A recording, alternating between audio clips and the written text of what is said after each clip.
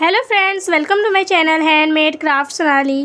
तो फ्रेंड्स, आज मैं आपके साथ शेयर करने वाली हूँ क्लास 10th साइंस का चैप्टर 6 जो कि बायोलॉजी है। बायोलॉजी का चैप्टर 1 समझ सकते हैं आप, बायोलॉजी जो कि है लाइफ प्रोसेस।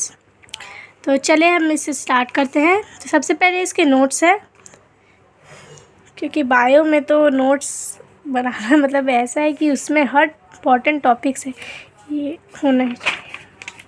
ये न्यूट्रिशन सबसे पहले डेफिनेशन, और ये दो टाइप्स के न्यूट्रिशंस, ऑटोट्रॉफिक न्यूट्रिशन के बारे में पूरा। और ये क्वेश्चन वेरी इंपॉर्टेंट फ्रेंड्स, आपको पूरा अच्छे से रटा हुआ होना चाहिए ये क्वेश्चन। फोटोसिंथेसिस के बारे में, फोटोसिंथेसिस की साइट क्लोरोप्लास्ट। ये भी बहुत इंपॉर्टेंट है, main events during process of photosynthesis. Stomata के बारे में, स्टोमाटा के बारे में क्वेश्चन आते हैं बैंड बोर्ड्स में, आए भी है प्रीवियस ईयर में। तो आप स्टोमाटा के बारे में अच्छे से हर चीज़ पढ़ लीजिएगा। एंड यहाँ पर है मोड्स ऑफ न्यूट्रिशन का, यहाँ पर क्लासिफिकेशन है चार्ट के। और ये हेटरोट्रॉफिक न्यूट्रिशन और उसके टाइप्स के बारे में अच्छे से डेफिनेशन के साथ फ्रेंड्स। और यहाँ पर न्यूट्रिशन इन अमीबा का ड्राइंग, ये भी बहुत इंपॉर्टेंट है, आपको अच्छे से याद रहना चाहिए। न्यूट्रिशन इन अमीबा और types of holozoic nutrition steps है उसके, इस तरह के स्टेप्स हर अमीबा फॉलो करता है। न्यूट्रिशन इन ह्यूमन बींग्स, यहाँ बस ये ड्राइंग फ्रेंड्स आपको बहुत अच्छे से याद होना चाहिए, और उसकी लेबलिंग आपको बहुत बहुत बहुत अच्छे से याद होना चाहिए। बहुत इंपॉर्टेंट है फ्रेंड्स, बहुत ज़्यादा इंपॉर्टेंट। डाइजेस्टिव सिस्टम, ये हेर्बीवोर्स और कार्निवोर्स में एलिमेंट्री कैलेट का लेंथ डिफरेंट क्यों होता है वो बताया है। ये एंजाइम्स के बारे में फ्रेंड्स, ये टाइप्स और एंजाइम के नाम और इसका क्या वर्क करता है वो बहुत इंपॉर्टेंट, आपको बहुत अच्छे से याद हो जाना चाहिए फ्रेंड्स। ये मतलब इससे एमसीक्यू या फिर कोई भी क्वेश्चन ऐसे बन सकता है। माउथ और बकल कैविटी के बारे में, ये आपका माउथ कैसे अगर आपको फूड को ब्रेक डाउन करता है उसके बारे में टिप्स एंड ट्रिक्स लिखा है। ईसोफेगस पेरिस्टाल्टिक मूवमेंट करता है। स्टमक के बारे में, स्टमक के गैस्ट्रिक जूसेस बहुत इंपॉर्टेंट फ्रेंड्स, और इसके ये तो आपके प्रीवियस ईयर आए ही हैं ये क्वेश्चंस। ये पेप्सिन क्या और इसके फंक्शंस और इसका वर्क। स्मॉल इंटेस्टाइन के बारे में, liver, pancreas, pancreatic juice, lipid strips, ये सब यहाँ पर अच्छे से एंजाइम्स के बारे में पूरा ऐसे चार्ट्स में मैंने बताया है, यहाँ पर इसको आप देख सकते हैं। और ये विली बहुत इंपॉर्टेंट है, स्मॉल इंटेस्टाइन को ये कैसे हेल्प करता है हमें, ये भी क्वेश्चन आया हुआ है। और लार्ज इंटेस्टाइन क्या एब्जॉर्ब करता है।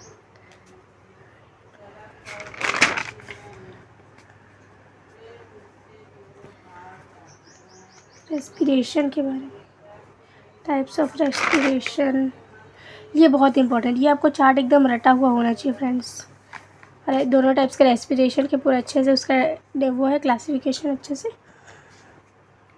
और ये ड्राइंग भी बहुत अच्छे से आपको पता होना चाहिए फ्रेंड्स। इसका पॉइंटिंग है, इसमें एल्वियोली और का वर्क्स और इसके अच्छे से फंक्शन आपको अच्छे से याद होना चाहिए फ्रेंड्स। इस ड्राइंग को भी बहुत अच्छे से आपको याद करना है। ये चैप्टर बहुत ज़्यादा इम्पोर्टेंट है, मतलब मोस्ट इम्पॉर्टेंट चैप्टर्स हैं। बायो के रेस्पिरेशन इन प्लांट्स है यहाँ पर। ये ह्यूमन रेस्पिरेशन सिस्टम, नॉस्ट्रिल, नसल कैविटी, और यहाँ पर पूरा उसका डेफिनेशन के साथ लिखा हुआ है। ये भी इसके बारे में भी पूछता है फ्रेंड्स, ये हमारा अगर एनर्जी किस फॉर्म में स्टोर होता है तो ये एटीपी, और इसके बारे में लिखा है थोड़ा, इसको भी आप अच्छे से कर लेंगे। इन्हेलेशन कैसे प्रोसेस होता है, गैस एक्सचेंज होता है ह्यूमन्स पे। अब ट्रांसपोर्टेशन स्टार्ट होता है। Transportation in human beings is the heart is a muscular. ये तो हार्ट का तो ड्राइंग आपको आना ही चाहिए, ये तो आपको 100% नहीं मिलेगा आपके स्कूल वाले एग्ज़ाम में या बोर्ड्स में या प्री बोर्ड्स में आराम से मिलेगा। इसका ड्राइंग और इसका हर पॉइंट सबको, आर्टरीज और वेन्स के बारे में अच्छे से आपको क्लासिफिकेशन पता होना चाहिए, तीनों के बारे में एटलीस्ट हर चीज़ का अच्छे से क्लासिफिकेशन, उसके वॉल्स के बारे में। और ये पूरा ऐसे सर्कुलेशन होता है जो हार्ट में, उसके बारे में अच्छे से चार्ट बना हुआ है फ्रेंड्स, अच्छे से आप देख सकते हैं। और ब्लड्स के बारे में, उसके कंपोनेंट्स के बारे में भी अच्छे से यहाँ लिखा हुआ है। ये भी blood cells, white blood cells के प्लेटलेट्स, ये प्लेट सेल्स में जो ये ब्लड क्लॉट है उसका भी आप अच्छे से देख लेंगे। और लिम्फ के बारे में भी क्वेश्चन आता है फ्रेंड, लिम्फ्स का कलर और उसके बारे में, उसका फंक्शन, वो हमारे ब्लड्स में क्यों प्रेजेंट होता है, ये भी इम्पोर्टेंट है। और डबल सर्कुलेशन तो आपको अच्छे से आना ही चाहिए, बहुत अच्छा है ये, बहुत इम्पोर्टेंट। और ये दोनों के डिफरेंस में बहुत अच्छे से यहाँ पर डिफरेंस आपके साथ शेयर कर दे। ट्रांसपोर्टेशन प्लांट्स में जाइलम और फ्लोएम होता है।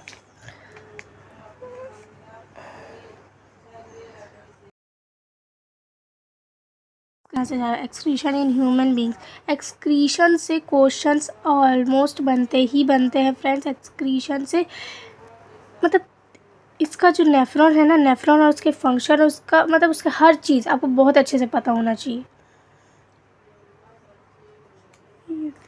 किडनी के बारे में या नेफ्रॉन के बारे में पूरा अच्छे से पॉइंट्स में मैंने लिखा हुआ है आज का। और ये यूनियन फॉर्मेशन, इसको तो आप कैसे भी करके रट ही लीजिए। ये 3 पॉइंट्स है, ये 3 पॉइंट्स, ये 3 वर्ड्स, और इसके बारे में थोड़ा, ये आपको बहुत बहुत बहुत बहुत अच्छे से याद होना चाहिए। देख सकते हैं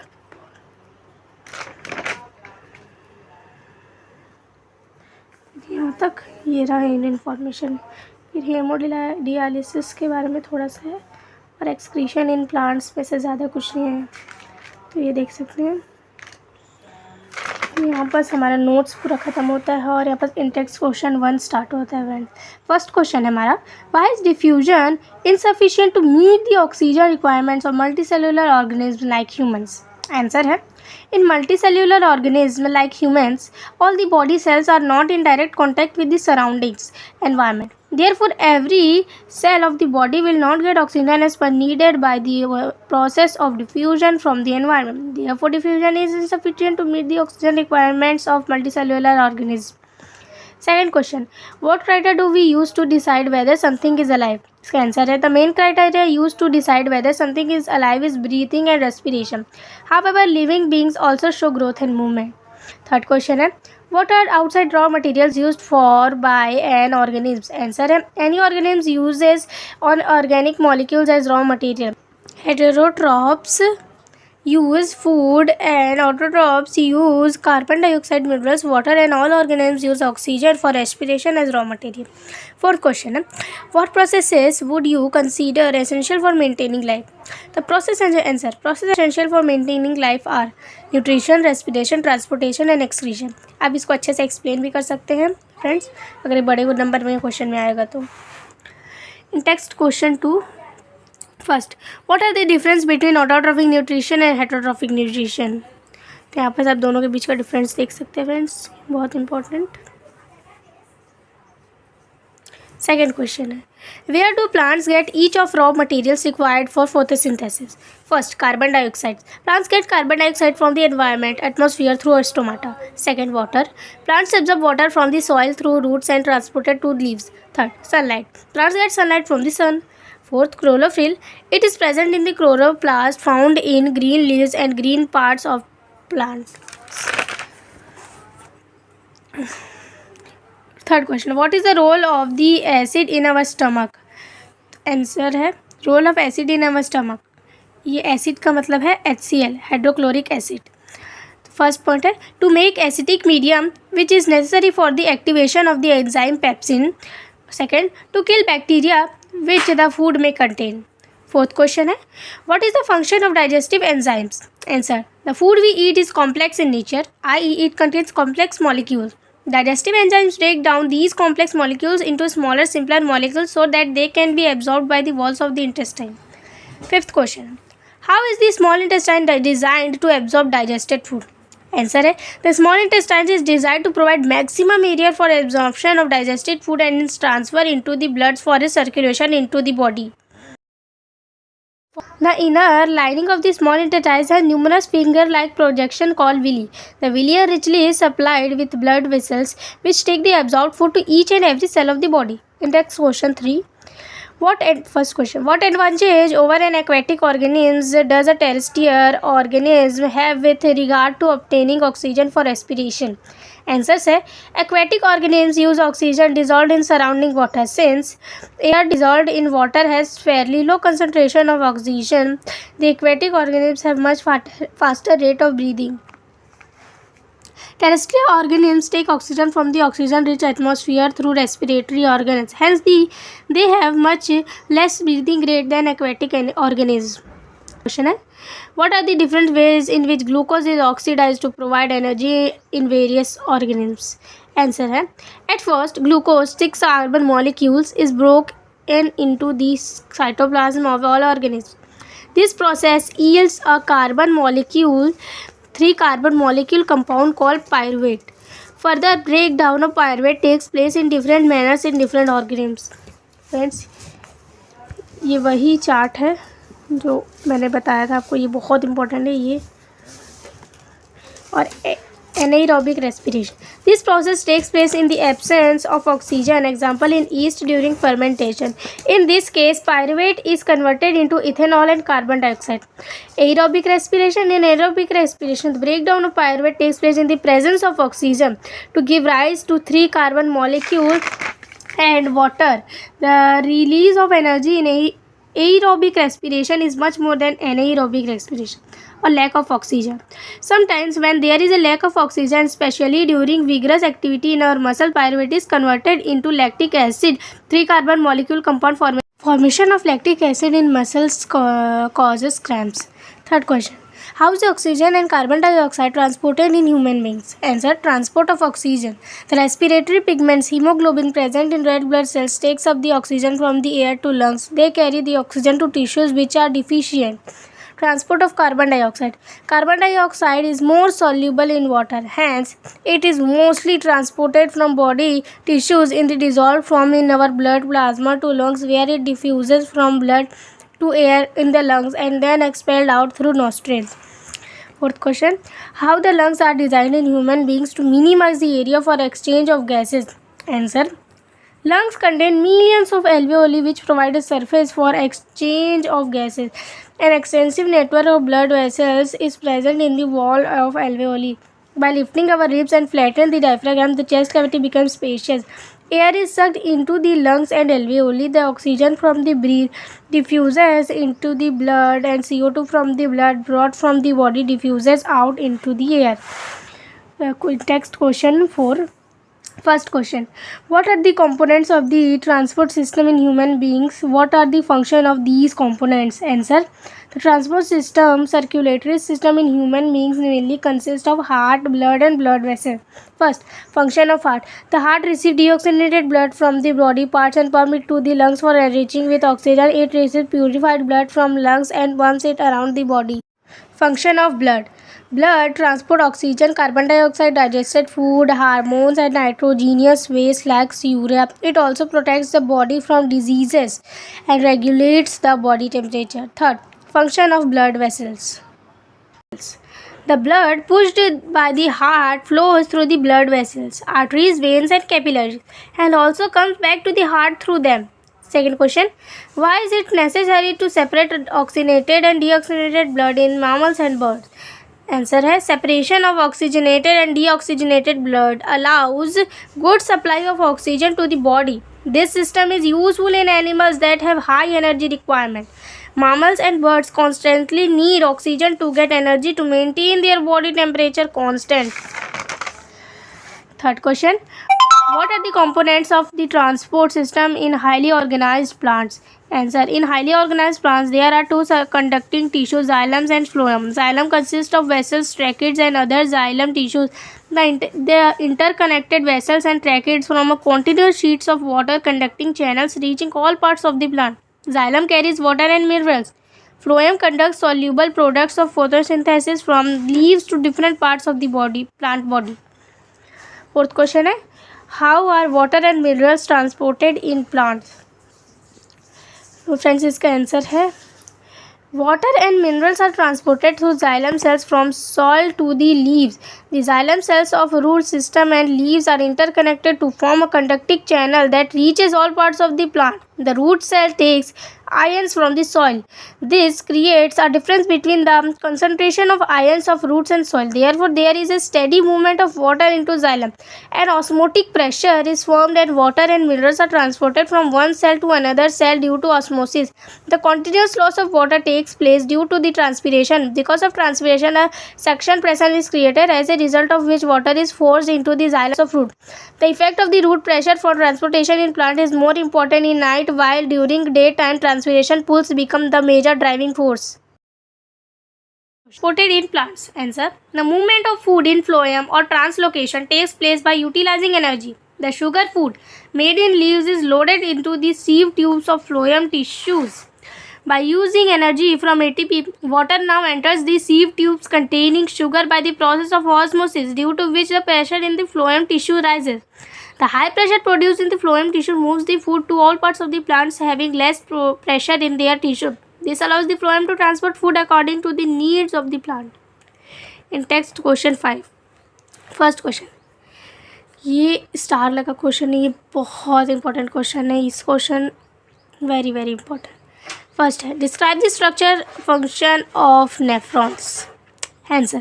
Nephrons are the basic filtering units of kidneys. Each kidney possesses a large number of nephrons, approximately 1 to 1.5 million. The main components of the nephron are glomerulus, Bowman's capsule, and a long renal tubule. तो यहाँ पर इसका drawing और इसके आपको ये जो इसके हर पार्ट्स के नेम बहुत अच्छे से याद होना चाहिए. और यहाँ पर इसके फंक्शन ऑफ नेफ्रॉन लिखे हुए हैं. जो मैंने आपको नोट्स में दिखाया आप वो भी लिख सकते हैं, और यहाँ पर ये भी ऐसे पॉइंट्स में भी लिखा है, ये भी लिख सकते हैं, आप देख लीजिए. देन सेकंड क्वेश्चन है, what are the methods used by plant to get rid of excretory product. इसका आंसर है, the plants get rid of gaseous products through stomata in leaves and lenticels in stems. Second, the plants get rid of stored soil and solid and liquid waste by shedding of leaves, peeling of bark, and felling of fruits. Third, the plants get rid of waste by secreting them in the form of gums and raising. Fourth, plants also excrete some waste into the soil around them. Third question, how is the amount of urine produced regulated? Answer. The amount of urine is regulated by kidney. It depends on the quantity of excess water and waste dissolved in water. First, quantity of water. When water is abundant in the body tissues, large quantity of dilute urine is excreted off. When water is less in quantity in the body tissues, a small quantity of concentrate urine is excreted. Quantity of dissolved waste. Dissolved waste, especially nitrogenous waste like urea and uric acid and salts, are excreted from the body. When there is a more quantity of dissolved waste in the body, more quantity of water is required to excrete them. Therefore, the amount of urine produced increases. Third, hormones. The amount of urine produced is regulated by a certain hormone which control the movement of water and Na plus ions in and out of the nephron. यहाँ पास exercise start होता है friends. First, the kidney in human beings are a part of this system for A. nutrition, B. respiration, C. excretion, D. transportation. तो इसका answer है excretion. Second, the xylem in plants are responsible for transport of water, transport of food, transport of amino acid और transport of oxygen. तो इसका answer है transport of water.